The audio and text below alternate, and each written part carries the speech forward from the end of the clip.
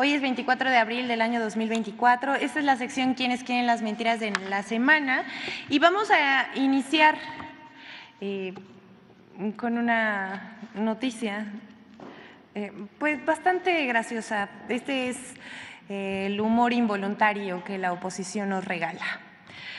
De cómo un meme se convirtió en noticia. Los memes son una de las formas de comunicación más populares. Hoy en día, con las redes sociales, se ha popularizado más comunicarnos a través de pues, estas imágenes. Los memes, ustedes saben, yo sé, todos hemos sido víctimas de un meme, no dejen títere con cabeza. Los mejores se viralizan y se comparten millones de veces. Vuelven siempre según las situaciones. Esa es la república de los memes, donde la burla y la ironía son las formas que hacen la comunicación hoy en día bastante divertida. Pero ¿qué creen? Nos arruinaron los memes, la oposición, porque los voceros de la derecha no tienen sentido del humor ni tampoco entienden los memes. Algunos de la generación boomer nos están arruinando el Internet. Se escandalizan por un meme y con desesperación buscan convertirlo en una arma para criticar al gobierno. Por más de 3 días, comentaristas de radio, imagínense, un meme se volvió noticia. Comentaristas de radio, televisión y en redes sociales se han escandalizado y se han rasgado las vestiduras por una camiseta con un meme impreso que dice: un verdadero hombre no habla mal de López Obrador, acompañado de una imagen de la muerte. Así son los memes. Les vamos a explicar. Así son los memes. Unos son absurdos, otros son oscuros, hay de todo. Incluso esa camiseta se vende en Internet. ¿Me pasa? Ahí está. Y también con otras frases, no solamente con esta del señor presidente. Bueno, aquí vemos otra camiseta del catálogo de memes, que también está a la venta, que dice orgullosamente deudor de Coppel y una imagen de la muerte. Pero, ¿saben qué? Les decía yo que lo que llama la atención de este episodio es que un meme se volvió noticia, lo cual quiere decir que banalizan la información, algo que no tiene importancia porque está en el plano del Internet y la diversión, lo elevan a nivel de noticia nacional. Esa conducta mediática es en sí mismo un meme. O sea, nosotros también podríamos hacer un meme de este episodio. Un meme sobre la banalización de los medios. Imaginen ustedes, aquí lo vamos a ver en la pantalla. En 3 días, prensa y sitios digitales publicaron 110 notas sobre la camiseta publicada. En Twitter y también en Instagram lo pudimos ver. El Universal publicó 9 notas. Azucena Uresti lo mencionó 6 veces en su programa en 2 días y López Dóriga 5 veces. Hay que ver la indignación que le causó a don Joaquín López Dóriga este meme. Es que no lo entendió, básicamente. Sin embargo, en ese inmenso mar de mensajes y de imágenes que son los memes, el personaje que más provoca es el presidente Andrés Manuel López Obrador. Todos lo hemos visto. Muchos de ellos, la verdad es que son hilarantes y hay que reconocer la creatividad de todos los que hacen Internet y son creadores de contenido. La mayoría de estos memes del presidente son de crítica o burla. Pero también hay memes que valoran positivamente la figura del presidente, que defienden su gestión, resaltan sus logros y responden a las críticas de manera divertida. Pero bueno, ya hasta hay que explicarles los memes y la comedia que circula en Internet a la oposición y a los medios de comunicación. Juzguen ustedes. Vamos con la siguiente, porque esta también, híjole, es que ya no saben qué inventar. Pero es falso que Rusia aumentará aranceles de importación de cerveza en México. El latino es de Loret de Mola, uno de los principales promotores de la guerra sucia en contra del presidente de México, publicó una nota titulada Rusia aumenta aranceles a la importación de cerveza de países inamistosos, en la que asegura que esto va a afectar a México, pero esto es falso. Al respecto, la Embajada de Rusia en México respondió con humor a través de su cuenta de X, pero no solamente lo publicó Latinus, sino también le siguieron Forbes y El Universal. Latinus asegura que Rusia aumentará los aranceles a la importación de cerveza de países inamistosos. Pero la embajada rusa aclaró que México no está entre los 48 países que han violado los intereses económicos de Rusia. La embajada de Rusia ironizó que algunas publicaciones incluyeron sin razón a México. Y ellos mismos dicen, tal vez tuvieron un sábado demasiado divertido. Pero hasta aquí está. Y vamos a pasar a la sección ¿Quiénes quieren los bots?, porque traemos un desmentido, pero también cómo han hecho guerra sucia contra la reforma de pensiones, porque continúa la andanada de mentiras. La campaña contra la reforma de pensiones, encabezada por medios de comunicación como TV Azteca y MBS, que encabezan pues una ola de mentiras en contra de la reforma de pensiones. En programas de televisión de la televisora de la Jusco continúan mintiendo, llamándole atraco, robo a los ahorros de los trabajadores, pero todo esto es falso. Aquí vemos el reporte de medios, aquí lo vemos, fueron difundidas 1.954 notas. Lo que se busca con esta reforma, hay que decirlo y repetirlo, es favorecer al trabajador con una pensión digna, que se retire con el 100% de su salario. Pero esto poco les importa a quienes encabezan la campaña de mentiras, como Margarita Zavala y su esposo Felipe Calderón, el expresidente de México. Ya sobra decir qué tanto hizo, qué tan mal hizo su gestión en México y lo que estamos pagando desde su sexenio. Ellos, la verdad es que son cínicos, cara dura, porque dicen que la reforma busca robar el dinero de las pensiones, pero Margarita Zavala, si me hacen zoom al tuit de Margarita Zavala, ella estaba en el pleno del Congreso y ya se la voló porque dice que el gobierno, después de expropiar las pensiones, lo cual es absolutamente falso, expropiaría casas y propiedades. Imagínense, a ese nivel llegan.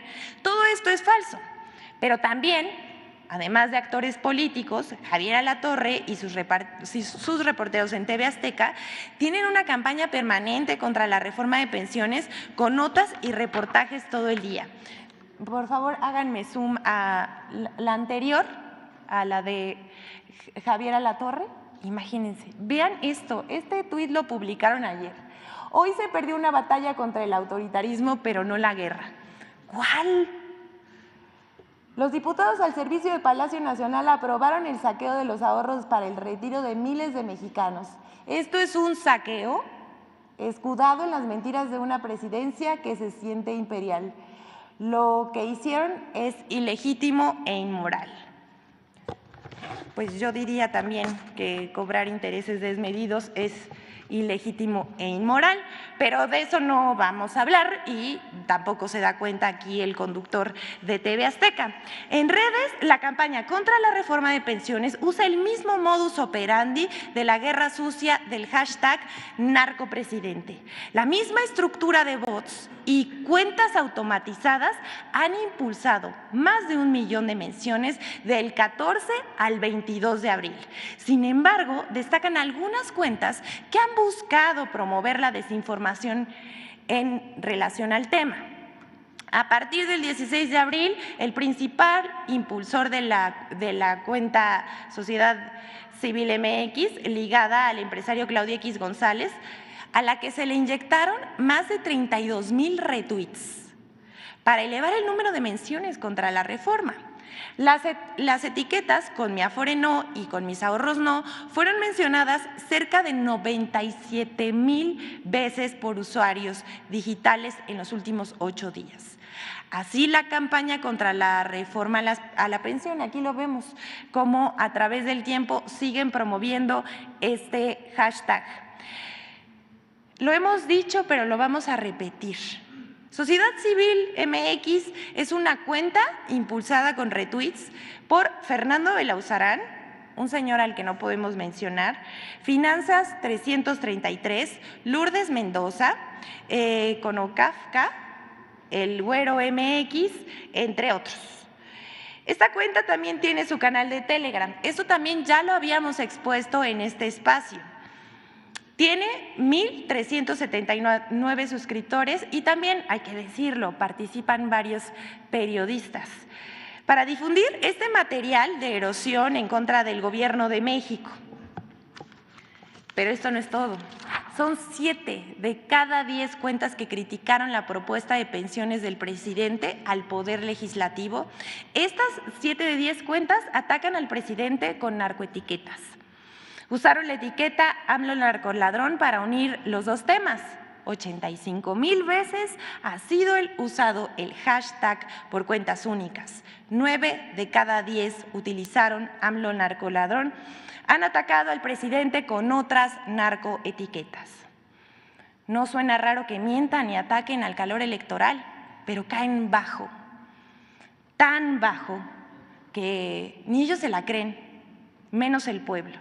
Pero nada más, para ilustrar el por qué se oponen, aquí vamos a mostrar la lista de empresas que administran las Afores actualmente. Algunos de ellas ni las entregan. ¿Ya las observamos?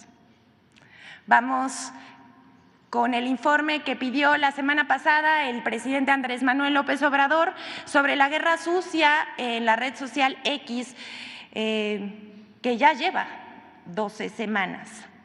A partir del 31 de enero de 2024, hemos sido testigos de la campaña negra más grande a través de una plataforma de Internet. Señala el analista Julián Macías, que dirige Pandemia Digital. Han pasado 12 semanas ya desde que iniciaron los ataques de guerra sucia en contra del presidente Andrés Manuel López Obrador. En ese tiempo se ha mantenido la tendencia.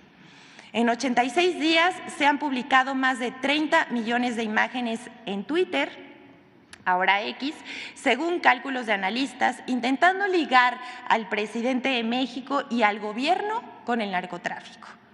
A ellos se sumarían 4 millones de etiquetas con errores ortográficos.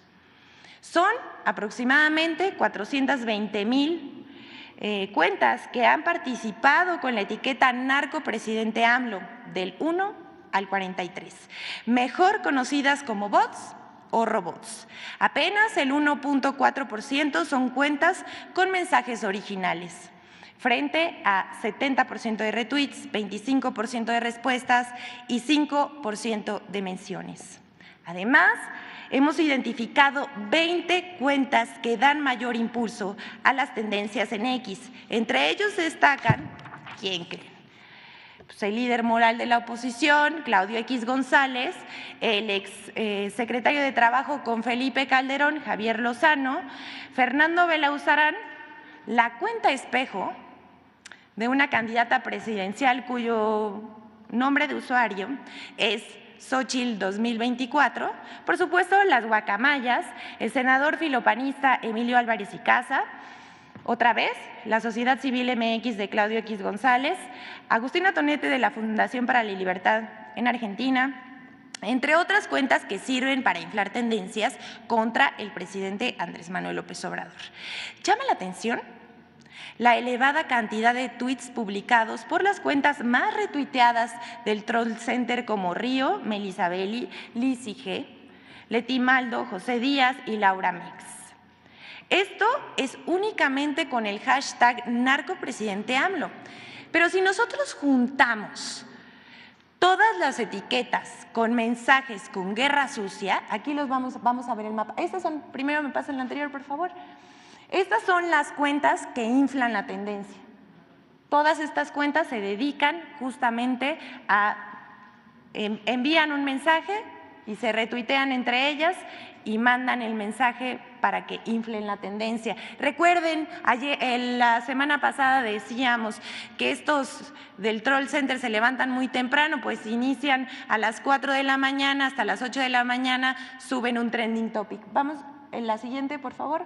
Aquí vemos este mapa en donde no solamente existe la etiqueta de narcopresidente, sino existen muchos otros de erosión, de ataque, tratando de vincular al presidente Andrés Manuel López Obrador con el narcotráfico, al gobierno y hasta algunos funcionarios funcionarios de la Administración Pública Federal, pero también a una candidata a la presidencia. Así va la cosa, pero decía yo, si juntamos todos estos hashtags de erosión, suman 170 millones de retweets. Decíamos al principio, todo esto comenzó el 30 y 31 de enero con la publicación en 2 medios internacionales, La Deutsche Welle y ProPublica, además de Inside Crime. Reportes que vinculaban sin pruebas al presidente con el narcotráfico. Los señalamientos no se sostuvieron ni un día, pero bastaron para detonar la campaña en redes masiva, o sea, la más grande de la que se tenga noticia. La difusión de los artículos por robots en Facebook, también esto ya lo informamos, era de 60,000 a 90,000 con cuentas automatizadas, mientras que en Twitter apenas lo difundieron. Esto es absolutamente inusual. Ahí donde comenzó este fraude digital, 30 y 31 de enero. Así lo ha denominado de igual manera Julián Macías. Además, encontró el patrón de cómo funcionan las cuentas principales y cómo son replicadas de forma masiva por bots y troll centers. En su revisión halló muchas evidencias del uso de cuentas automatizadas y como ningún crimen es perfecto, encontró una prueba incontrovertible de que se trata de robots que lanzan muchos mensajes con los hashtags programados al día para inflar tendencias en redes sociales. ¿Se acuerdan que aquí en este espacio también les mostrábamos cómo lanzan un hashtag y a veces el programador debe equivocarse y cambian una letra por otra? Justo les invitamos a que pasen al Twitter de Julián Macías, porque justo ayer hizo un hallazgo de cómo el Troll Center se volvió a equivocar y lanzaron una cosa así, si no mal recuerdo, 300,000 mensajes equivocados, cambiando una L por una T. Así se las gastan, pero eso no es todo. Se trata de una campaña internacional de desinformación. Además de los ya conocidos personajes de la oposición y periodistas que impulsaron la tendencia, otras cuentas publicaron desde Argentina, España, Estados Unidos y Colombia. Más del 60% de los mensajes provienen del extranjero. También ustedes recordarán, ya para ir cerrando este informe, el diario Milenio reveló que los likes argentinos se venden de a 3 por pesito. Todo para posicionar los mensajes masivos en contra del presidente de México. Pero aunque estén de rebaja los likes en Argentina, esta campaña ha significado un gasto aproximadamente de 1 millón de pesos a la semana, solo en la red social X. Pero a eso hay que sumarle la renta de cuentas. O sea, cualquier usuario puede rentar su cuenta. Hemos identificado algunos, más adelante lo daremos a conocer, pero algunos periodistas locales que rentan sus cuentas para promocionar este tipo de mensajes de erosión con narcoetiquetas. Y también hay que sumarle a este 1 millón de pesos a la semana los salarios de los periodistas que se prestan a inflar la tendencia. Hasta aquí el balance de la campaña negra contra el presidente. Seguiremos informando, no nos vamos a cansar de denunciar este tipo de campañas que sabemos, por supuesto, que todo es al calor de este periodo que acaba en junio, pero vamos a seguir combatiendo la infodemia. Y a propósito de infodemia, vamos con la colaboración sobre las mentiras acerca de las reformas para la ley de amnistía y sobre la ley de amparo.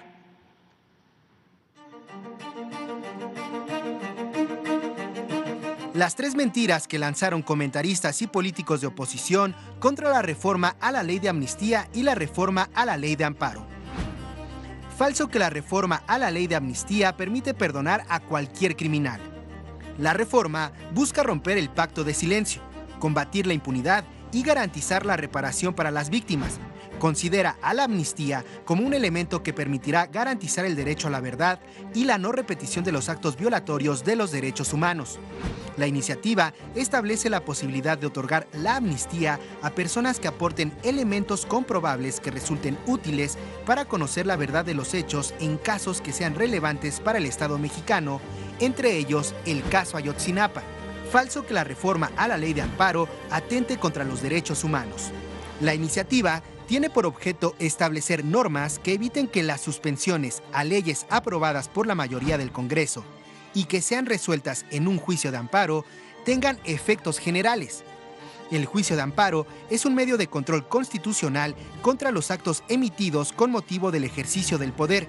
Tiene por objeto proteger los derechos humanos establecidos en la Constitución. Sin embargo, en algunas ocasiones, las suspensiones emitidas por amparos, como fue con la ley eléctrica, que buscaba garantizar el derecho de los usuarios a energía eléctrica eficiente y segura, resultaron un obstáculo para ejercer su pleno derecho.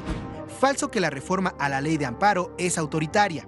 La iniciativa pretende establecer contrapesos a la facultad excedida por parte de jueces y magistrados, que otorgan a discrecionalidad suspensiones con base en amparos o controversias constitucionales en contra de leyes aprobadas por el Congreso.